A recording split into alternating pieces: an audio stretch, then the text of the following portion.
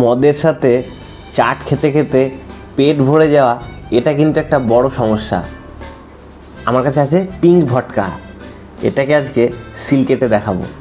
কীরকম গন্ধ, কীরকম স্বাদ তোমরা বুঝতে পারবে ভিডিওর মাধ্যমে।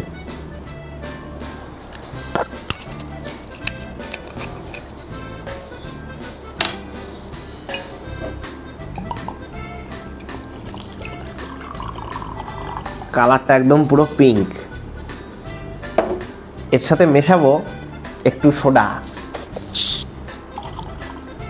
এই যে ভটকাটার রঙটা হালকা হয়ে গেছে, দেখতে কিন্তু ভালো লাগছে, মনে হচ্ছে যেন লিপস্টিক গুলে দিয়েছে।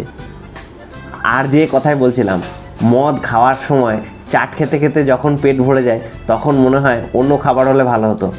তোমরা তরমুজ দিয়ে, তরমুজ পুরোই জল, পেটে গেলে একদম গলে যায়, এতে তোমাদের পেট ভরার সম্ভাবনাটা একদমই থাকবে না। তোমরা গলা অবধি মদ খেতে পারবে আর নেশাটাও ঠিকঠাক হবে। তোমরা এইভাবে ট্রাই করে দেখো আর আমাকে কমেন্টে জানাও তোমাদের কেমন লাগলো।